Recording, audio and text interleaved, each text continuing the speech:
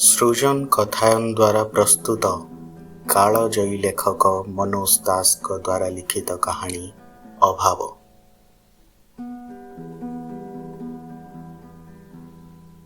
ରାଜାଙ୍କର ଭାରି ଆଗ୍ରହ ତରୁଣ କବିଟିକୁ ଆଣି ନିଜ ରାଜସଭାରେ ରଖିବେ। କେବେ କେମିତି ରାଣୀଙ୍କ ସହ କଜିଆ ହୋଇଗଲେ କିମ୍ବା ଶିକାରରୁ ବ୍ୟର୍ଥ ମନୋରଥ ହୋଇ ଫେରିବାକୁ ହେଲେ କିମ୍ବା ନ୍ୟାୟ ନିଶାପ ବିତରଣ କରୁ କରୁ ମୁଣ୍ଡ ଦରଜ ଦେଲେ କବିଠୁ ଦୁଇପଦ ତଟକା କବିତା ଶୁଣିଲେ ହାଲୁକା ଲାଗିବ ପରା। ଦୈବାତ୍ ଜଣେ ଚାରଣ ମୁହଁରୁ ରାଜା ଟୋକାର କବିତା ଯୋଡ଼ିଏ ଶୁଣି ଦେଇଥିଲେ, ପ୍ରୀତ ହୋଇଥିଲେ।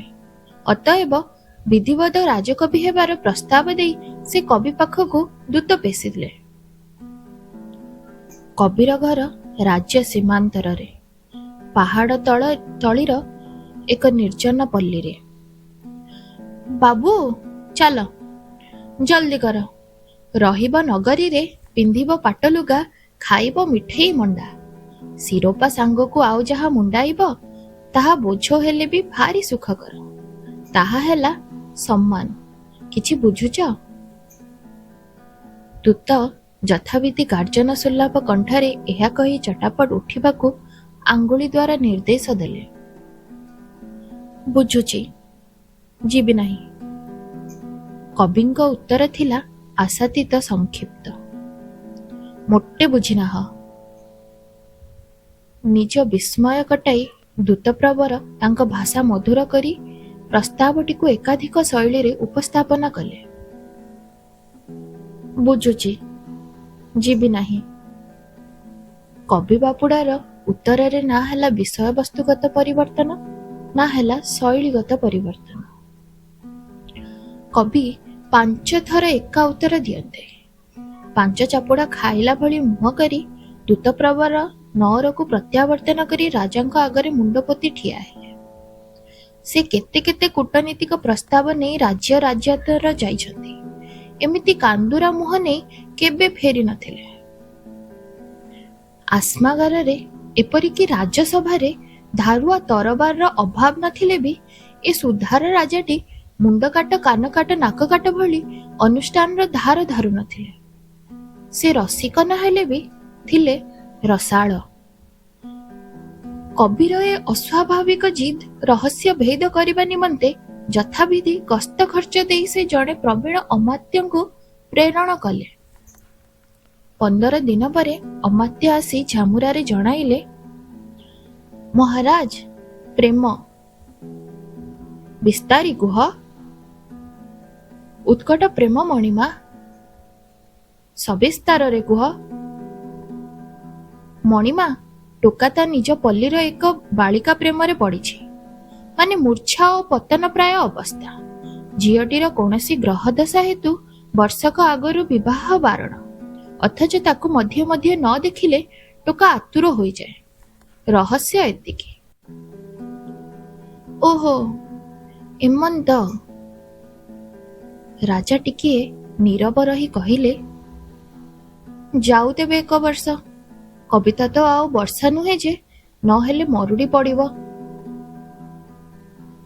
କିନ୍ତୁ ରାଜକୀୟ ମନରେ ଭିନ୍ନ କୌତୂହଳ ହେଲା ତୀବ୍ର। ଯେଉଁ ପ୍ରେମ ପାଇଁ ଅକାତର ରାଜ ସମାନ ଉପେକ୍ଷା କରିପାରେ ସାମାନ୍ୟ ପଲ୍ଲୀବାସୀ କବିଟିଏ, ସେ ପ୍ରେମର କେନ୍ଦ୍ର ବସ୍ତୁଟି କେଡ଼େ ଅପୂର୍ବ ହୋଇଥିବ। କବିଟିର କବିତା ଯେଡ଼େ ସୁନ୍ଦର, ତାର ପ୍ରେମିକା ଯଦି ସେତିକି ସୁନ୍ଦର ହୋଇଥିବ, ତେବେ ସେ ନିଶ୍ଚୟ କୋଟେ ବ୍ରହ୍ମାଣ୍ଡ ସୁନ୍ଦରୀ। ବର୍ଷେ ଗଲା, ଡଗର ଆସି ଖବର ଦେଲା, କବି ସହ ତା ମାନସୀର ନିର୍ବନ୍ଧ ହୋଇଗଲାଣି। ରାଜା ରଥ ପଠାଇ ଉଭୟଙ୍କୁ ନିମନ୍ତ୍ରଣ କଲେ। ଏଥର ଦୁହେଁ ଆସିଲେ ଅକାତରେ। ଗାଉଁଳି ଝିଅ ଚୁପଚାପ ରାଜାଙ୍କ ସାମ୍ନାରେ ବସିଥାଏ। ରାଜାଙ୍କ ପାଖରେ ବସିଥାଏ କବି। ରାଜା କେମିତି ଛଟପଟ ହେଉଥାନ୍ତି। ନିଜ ଶ୍ରୀଅଙ୍ଗ ଏପଟ ସେପଟ କରି ନିଜ ଦୃଷ୍ଟିକୋଣ ବାରମ୍ବାର ବଦଳାଇ ଝିଅଟିକୁ ଦେଖୁଥାନ୍ତି। ସେଇ ଯୁଗରେ ରାଜାଙ୍କ ଆଚରଣ ଯେମନ୍ତ ହେଲେ ବି ତାକୁ ଅଭଦ୍ର ବୋଲି କହିବାର ପରମ୍ପରା ନଥିଲା। କବି କିଛି ଭାବିବ ନାହିଁ।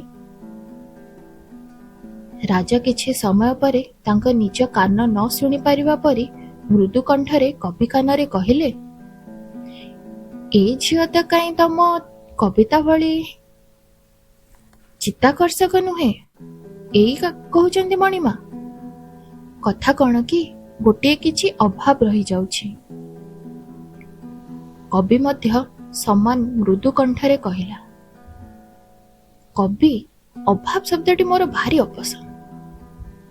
ଏହା କହି କବି ଆଉ କିଛି କହିପାରିବା ପୂର୍ବରୁ ରାଜା ଅନ୍ତପୁରରୁ ରାଣୀଙ୍କର ପ୍ରବୀଣ ପାରିଚାରିକାକୁ ଡାକାଇ ତା ସହ ଝିଅଟିକୁ ଭିତରକୁ ପଠାଇ ତା କେଶ ପରିଚର୍ଯ୍ୟା ଓ ରାଣୀକୀୟ ପ୍ରସାଧନ କରାଇ ଆଣିଲେ। ଝିଅଟି ପୁଣି ରାଣୀଙ୍କର ଖଣ୍ଡେ ଦୁର୍ମୂଲ୍ୟ ଶାଢ଼ୀ ପିନ୍ଧିଥାଏ। ରାଜା ସାଂସାରିକ କନ୍ୟାକୁ ନିରୀକ୍ଷଣ କଲେ। ପୂର୍ବ ଅପେକ୍ଷା ଅଧିକ ସମୟ। ତାପରେ ପୁଣି କବିକୁ କହିଲେ, ବିଶେଷ କିଛି ଫରକ ହେଲା ନାହିଁ। ଏଇ ତ ମଣିମା, ଅଭାବ ହେଲା। ପୁଣି ଅଭାବ? ରାଜା ପାଛିଏ ଅଳଙ୍କାର ମଗାଇ ଝିଅକୁ ପିନ୍ଧାଇଲେ ଓ ତାକୁ ପୁଣି ଦେଖିସାରି କହିଲେ, କାହିଁ ଏମିତି କିଛି ମଣିମା, ଅଭାବ ହେଲା। ଚୁପ୍। ରାଜାଙ୍କ ସ୍ନେହରେ କବିକୁ ଚାପୁଡ଼ାଏ ଦେଇ କହିଲେ, ଝିଅ ଚେହେରାରେ କିଛି ଗୋଟିଏ ସୌନ୍ଦର୍ଯ୍ୟ ନଥିଲେ ତମେ ଏମିତି ପାଗଳ ହୁଅନ୍ତ ନାହିଁ। ରୁହ, ବୋଧହୁଏ ଠିକ୍ ପଟ୍ଟଭୂମିରେ ମୁଁ ତାକୁ ଦେଖୁନାହିଁ। ତମ ପଲ୍ଲୀର ପଟ୍ଟଭୂମି ଲୋଡ଼ା। ରାଜା କବି ଓ ଝିଅକୁ ନେଇ ନିଜ ଉଦ୍ୟାନ ଭିତରକୁ ନେଇଗଲେ। ଗଛଲତାକୁ ପଟ୍ଟଭୂମିରେ ରଖି ସେ ତାକୁ ନିରୀକ୍ଷଣ କଲେ। ବେଶ ଭଲ, କିନ୍ତୁ କବି, ତମେ ଏ ଝିଅ ପାଇଁ ପାଗଳ ହେବାର ହେତୁ ତ ଦେଖୁନାହିଁ।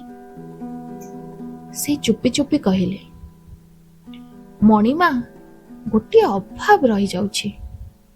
ତୁତ୍ରେ ଅଭାବ ଅଭାବ ଅଭାବ, ସବୁ ତ ଦେଲି, ଅଭାବ କଣ? ମଣିମା, କ୍ଷମା କରିବେ, ଅଭାବ ବାହାରେ ନାହିଁ, ଆପଣଙ୍କ ଭିତରେ। ମୋ ଭିତରେ? ହଁ ମଣିମା, ଭାବର ଅଭାବ। ଆପଣଙ୍କଠି ମୋ ଆଖି ଅର୍ଥାତ୍ ପ୍ରେମିକର ଆଖି ନାହିଁ। ରାଜା ଚମକି ପଡ଼ିଲେ।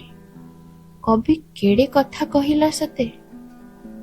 ସେ କଥାରେ ଲୁଚି ରହିଛି ଦେଖିବାର କେଡ଼େ ଗୂଢ଼ ରହସ୍ୟ। ସେ କବିକୁ କୁଣ୍ଢାଇ ପକାଇଲେ।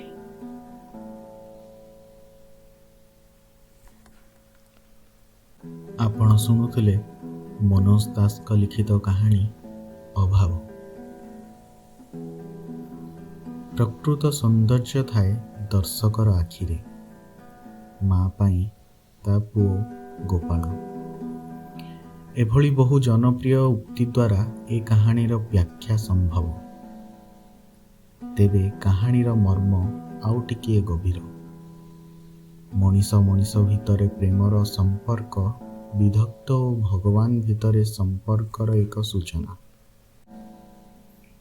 ଯିଏ ଦେଖି ଜାଣେ ତା ପାଇଁ ସବୁ ହିଁ ସୁନ୍ଦର। ଧନ୍ୟବାଦ।